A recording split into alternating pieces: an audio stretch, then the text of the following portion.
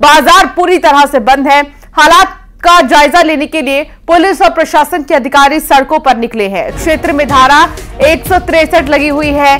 बीती रात दो पक्षों के बीच विवाद हुआ था और फिर फायरिंग में एक व्यक्ति की मौत हो गई थी। एडिशनल एसपी ने बताया कि क्षेत्र में फिलहाल शांति है। सीसीटीवी और ड्रोन कैमरे से हालात पर नजर रखी जा रही है। पुलिस ने लोगों से अफवाहों पर ध्यान नहीं देने की अपील की है। मक्सी में दो पक्षों के बीच विवाद के बाद भारी संख्या में पुलिस बल तैनात कर दिया गया। इलाके में बाजार पूरी तरह से बंद हैं और हालात का जायजा लेने के लिए पुलिस प्रशासन के अधिकारी भी सड़कों पर निकले हैं। ये तस्वीर आपको दिखा रहे हैं। जब देखिए यहां पर जो है रात के अंधेरे में ऐसे मामले सामने आते हैं जिसके बाद से ही माहौल जो है बिगड़ जाता है। मौके पर पुलिस की भीड़ है और पत्थरबाजी भी यहां पर हुई थी। पुलिस को कई राउंड फायर भी करने पड़े। दो पक्षों में विवाद हुआ, फायरिंग और पथराव हुआ था दो पक्षों में। पुलिस जब मौके पर पहुंची तो यहां पर कई राउंड की फायरिंग तक करनी पड़ी माहौल को शांत कराने के लिए। 7 लोग हालांकि जब दो पक्षों में विवाद हो रहा था तब घायल हुए। शिकायत पर मारपीट के आरोपियों पर केस दर्ज हुआ है। तो मक्सी में क्या हुआ और कैसे बिगड़ा माहौल, ये हम आपको बता रहे हैं। शाहजहांपुर में मक्सी में दो पक्षों के बीच विवाद के बाद भारी संख्या में पुलिस बल तैनात है। बाजार पूरी तरह से बंद है। दो पक्षों में बात इतनी ज्यादा बढ़ गई कि एक की मौत भी हो गई है। माहौल कैसे बिगड़ा ये भी हम आपको बता रहे हैं।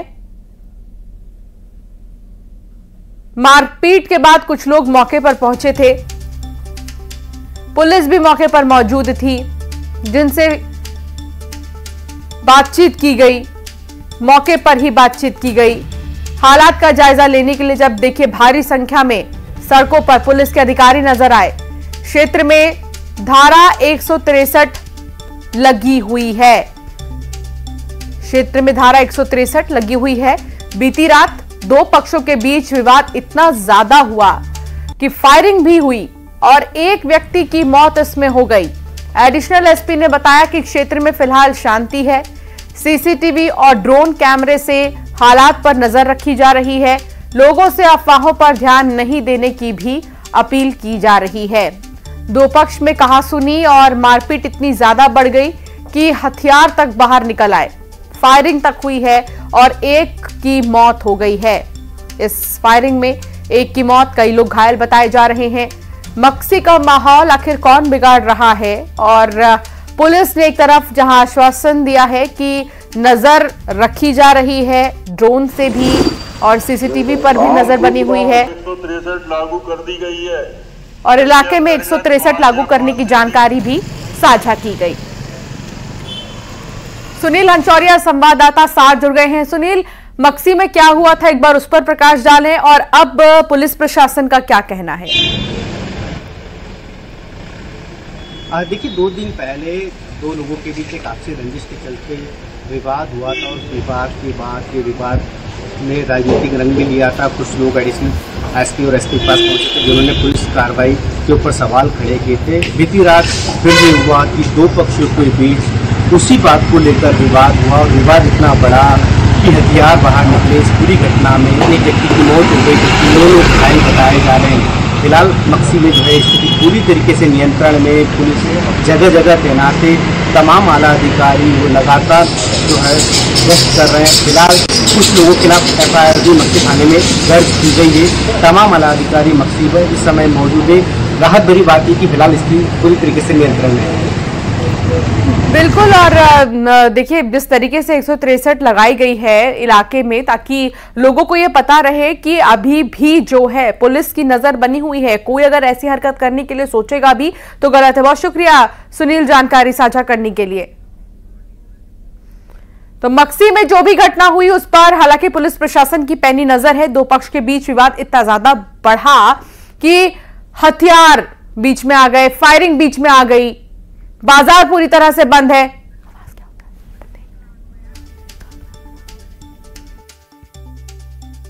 पुलिस और प्रशासन के अधिकारी सड़कों पर उतरे। तो ये तस्वीर भी हम आपको दिखा रहे हैं और सुनील हंचोरिया भी क्योंकि लगातार मेरे साथ जुड़े हुए हैं। सुनील, एक शख्स की तो इसमें मौत हो गई है, लेकिन इसमें एक नहीं कई लोग शामिल रहे हैं। विवाद बहुत ज्यादा बढ़ा, कार्रवाई किन लोगों पर हुई है, क्या सबकी पहचान हो चुकी है सुनील? आज देखिए, पुलिस जो है रात से ही लगातार इस विवाद को जन्म देने वाले लोगों के लिए धरपकड़ में जुटी थी। अभी कुछ देर पहले न्यूज 18 ने एडिशनल एसपी टीएस बघेल से बात की। उन्होंने बताया कि इस पूरे मामले में पुलिस ने अलग अलग एफआईआर दर्ज की। हालांकि विस्तृत जानकारी उन्होंने फिलहाल साझा मीडिया से नहीं की। उनका कहना है कि इस पूरे मामले में विवाद को जन्म देने वाले लोगों के खिलाफ सख्त से सख्त कार्रवाई की जाएगी। कई लोगों के खिलाफ इसमें मामला दर्ज किया गया है। दुखद बात यह रही कि एक व्यक्ति की इसमें मौत हो गई, जबकि 8 से 9 लोग अभी भी घायल है, जिसमें एक व्यक्ति की हालत गंभीर बताई जा रही है। आप देख सकते हैं यहाँ पर मक्सी में अभी बाजार पूरी तरीके से बंद है, सन्नाटा पसरा है, इक्का दुक्का लोग बाहर निकले हैं। पुलिस पार्टियां लगातार क्षेत्र में गश्त कर रही तथा लोगों की भीड़ जमा नहीं होने दे रही। इसके अलावा प्रशासन जो है सोशल मीडिया की मॉनिटरिंग भी कर रहा है ताकि किसी तरह की कोई अफवाह ना फैले, कोई भड़काऊ मैसेज सोशल मीडिया पर भ्रमित मैसेज जो वायरल न हो। इसके अलावा प्रशासन लगातार लोगों से अपील कर रहा है कि किसी भी अफवाह पर ध्यान न दे, क्योंकि स्थिति पूरी तरीके से नियंत्रण में है। मक्सी में पूरी तरीके से शांति है, लेकिन पुलिस प्रशासन का ये मानना है कि लोगों को जो है किसी भी अफवाह में ध्यान नहीं देना चाहिए। इसके अलावा बाजार पूरी तरीके से बंद है। स्थिति नियंत्रण में जरूर है, लेकिन एहतियातन बड़ी संख्या में पुलिस बल की तैनाती अभी मक्सी में की गई है। ठीक है सुनील, बने रहिए आप मेरे साथ। वासु चौरे भी जुड़ गए हैं भोपाल से, उनसे भी जानकारी लूंगी। वासु, मक्सी की घटना के बाद कांग्रेस ने लॉ एंड ऑर्डर पर सवाल खड़े कर दिए हैं और अब ये पूरा सियासत का मुद्दा बनता नजर आ रहा है कि कौन क्या कह रहा है वासु, और अभी इस पर कैसी राजनीति? निश्चित तौर पर देखिए, शाजापुर के मक्सी से जो मामला सामने आया है वो अपने आप में बेहद ही संवेदनशील है और लॉ एंड ऑर्डर को लेकर भी लगातार सियासत जो है वो अब शुरू हो गई है। कांग्रेस का ये कहना है कि एक के बाद एक ऐसी घटनाएं सामने आ रही हैं, चाहे फिर आप मंदसौर का मामला उठा लीजिए और उसके बाद मक्सी का मामला ले लीजिए। कांग्रेस का ये कहना है कि क्या इंटेलिजेंस को पहले से सूचना नहीं होती? कहीं कोई छोटा विवाद होता है तो वो इतना तूल कैसे पकड़ लेता है, वो इतना बड़ा कैसे बन जाता है, पुलिस उसको कंट्रोल क्यों नहीं कर पाती? ये तमाम सारे जो आरोप है वो विपक्ष की ओर से लगाए जा रहे हैं। हालांकि बीजेपी का इस पूरे मामले को लेकर ये कहना है कि जिस तरह से हमारी सदस्यता चल रही है तो उससे कांग्रेस को जरूर कोई ना कोई परेशानी होगी और इसलिए इस तरीके के आरोप प्रत्यारोप कर रहे हैं। और बीजेपी ने इस बात की ओर भी इशारा किया है कि इस पूरी घटना के पीछे राजनीतिक साजिश भी हो सकती है, जिसको लेकर पुलिस लगातार जांच कर रही है और जल्द ही इस पूरे मामले में पर्दाफाश होगा। लेकिन बड़ा सवाल यही बना हुआ है कि कैसे इतना बड़ा मामला ये बन गया, कैसे मामले ने तूल पकड़ लिया। एक व्यक्ति की मौत भी इस पूरे मामले में हो जाती है, कई लोग घायल हैं, कई लोग जिंदगी और मौत के बीच में जूझते हुए भी गंभीर रूप से जो घायल हैं वो इस पूरे सबसे बड़ी बात यह है कि जब दो पक्ष आपस में किसी भी तरह के विवाद दो पक्ष में होता है तो हथियार लोगों के पास कहां से आ जाता है, और पहले से अगर हथियार है इनके पास तो लाइसेंस है नहीं है, कब कहां किस चीज का इस्तेमाल करना है ये लोगों के अंदर समझ ही नहीं है, जिसकी वजह से देखिए एक शख्स की मौत भी हो गई है, कई लोग घायल है जिनका अस्पताल में इलाज अभी भी चल रहा है और इसीलिए चिंता का विषय बना हुआ है। सुनील, आपका बहुत शुक्रिया। वासु, आप मेरे साथ आगे भी जुड़े रहिए, आगे भी आपसे जानकारी लेंगे। मक्सी की घटना के बाद कांग्रेस ने लॉ एंड ऑर्डर पर सवाल खड़े किए। कांग्रेस के प्रवक्ता स्वदेश शर्मा ने कहा कि कभी शांति का टापू कहा जाने वाला एमपी अब हिंसा का टापू बन गया है। यहां अपराध पर अंकुश लगाने में नाकामयाबी हासिल हो रही है। इंटेलिजेंस लाइन ऑफ ऑर्डर भी कमजोर हो गया है। हर रोज घटनाएं हो रही हैं। ऐसे में पूछा है कि एमपी में शांति कब आएगा, कानून व्यवस्था दुरुस्त कब होंगे? टापू कहा जाने वाला मध्य प्रदेश अब हिंसा का हब बन चुका है। चाहे वो बालिकाओं के साथ हिंसा हो, चाहे संप्रदायों में हिंसा हो, ये इस तरह के तनाव पैदा होना मैं समझता हूँ एक स्वस्थ समाज के लिए ठीक नहीं। मंदसौर के बाद अब मक्सी में इस तरह के दो गुटों में झगड़ा होना, जिसमें मारे जाने की भी खबर है और घायल होने की भी खबर है। बाजार बंद है, शांति की अपील चारों तरफ से हो रही है। मैं भी शांति की अपील करता हूँ मध्य प्रदेश में ना हो, क्योंकि मध्य प्रदेश हमेशा से शांति का टापू रहा है। तो मक्सी में बवाल के लिए कांग्रेस ने बीजेपी के सदस्यता अभियान को जिम्मेदार बताया। कांग्रेस के पूर्व विधायक शैलेंद्र पटेल ने आरोप लगाया कि 3 दिन पहले सदस्यता अभियान को लेकर दोनों पक्षों में विवाद हुआ था और फिर गोलीबारी हो गई है, जिसमें एक व्यक्ति की मौत हो गई है।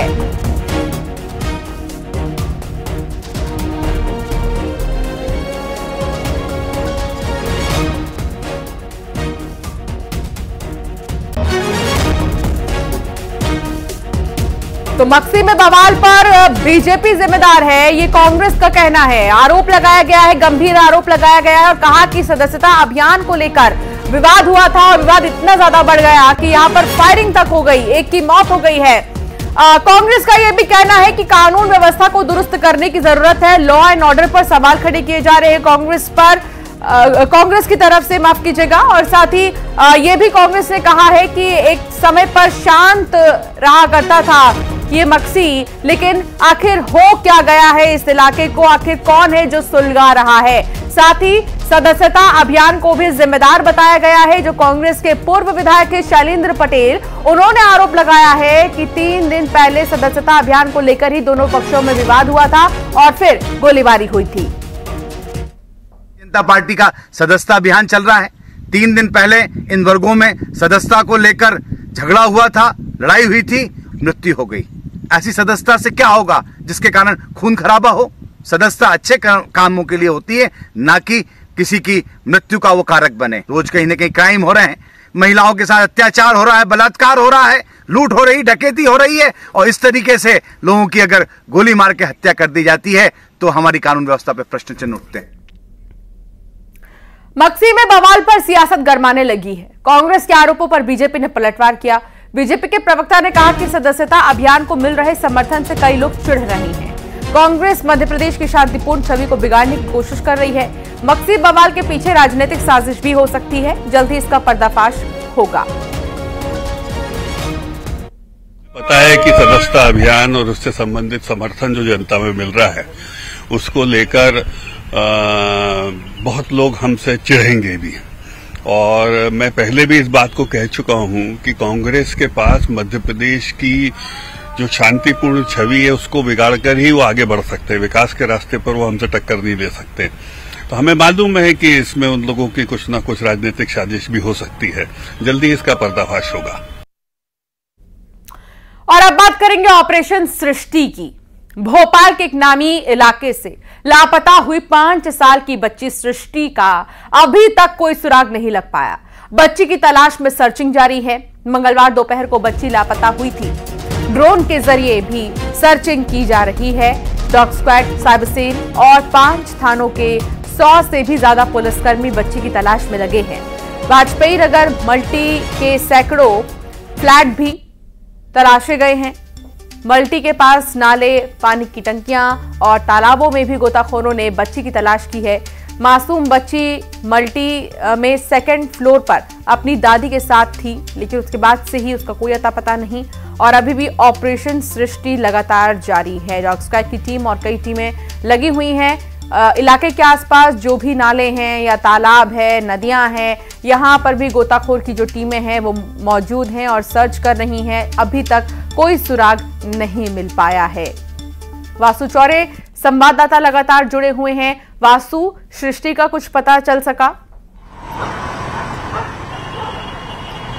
बिल्कुल, देखिए इस पूरे मामले में अभी तक पुलिस के हाथ खाली हैं। सृष्टि की कोई भी जानकारी, कोई भी सुराग जो है वो अब तक पुलिस को नहीं मिला है। पुलिस पूरे दमखम के साथ सर्च ऑपरेशन चला रही है। लगभग 2 दिन हो चुके हैं सृष्टि को गायब हुए। अपने घर से कॉपी किताब लेने के लिए निकली थी और उसके बाद सृष्टि लौट कर ही नहीं आई। पुलिस की टीमें लगातार पूरी मल्टी में सर्च ऑपरेशन चला रही है। आसपास के सीसीटीवी फुटेजेस को खंगालने का काम किया जा रहा है। इसके अलावा जो क्राइम ब्रांच की टीम है वो भी अब मैदान पर उतर चुकी है। साइबर और फॉरेंसिक एक्सपर्ट्स को भी बुलाया गया है। आसपास की जो झाड़ियां हैं वहां पर भी सतत तौर पर सर्च अभियान जो है वो चलाया जा रहा है। इसके अलावा जो गोताखोर की टीमें हैं उनको बुलाया गया है। जो मल्टी की पानी की टंकियां हैं वहां पर गोताखोरों की टीम ने सर्चिंग की है। इसके अलावा जो आसपास के नाले हैं और वाटर बॉडीज हैं वहां पे भी जो गोताखोर की टीम है वो पहुंची है। डॉग स्क्वाड्स की टीमें लगातार जो है वो सर्च कर रही है। पुलिस का जो शक का दायरा है वो धीरे धीरे मल्टी के अंदर ही सिमटता जा रहा है। पुलिस को ये शक है कि मल्टी के अंदर ही बच्ची का कोई सुराग जो है वो मिल सकता है, क्योंकि अब जो बाहर की सीसीटीवी फुटेजेस खंगाले गए हैं, खासतौर पर जो रोड है, जो मेन रोड है, जो बाजार है,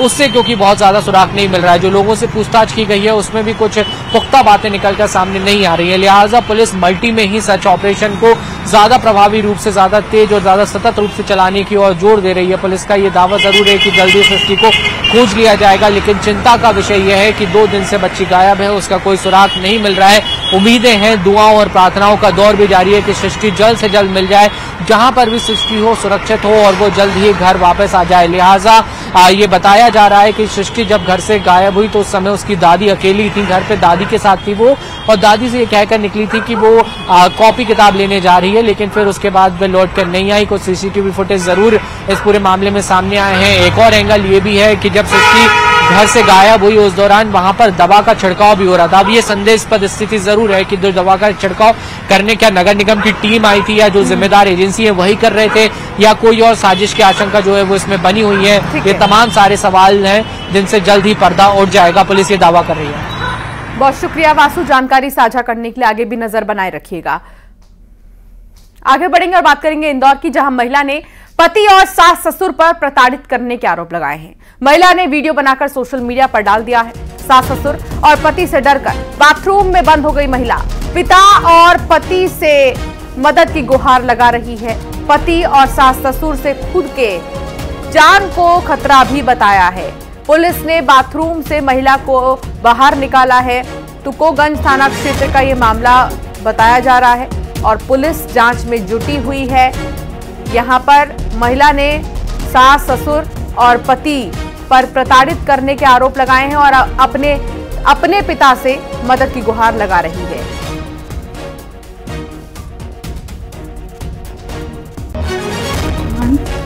मैं ये वीडियो सेफ्टी पर्पस के लिए बना रही हूँ।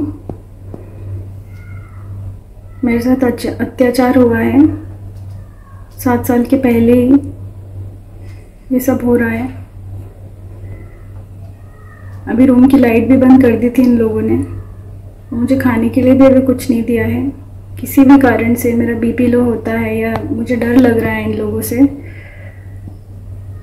तो उसके जिम्मेदार मेरे ससुराल वाले रहेंगे अगर मुझे कुछ भी होता है तो। मैं सेफ्टी पर्पस के लिए बना रही हूँ। अभी जब लाइट चली गई थी तो मेरे हस्बैंड ने हाथ में लेस उठाई थी और सास पे इधर उधर घूम रहे थे।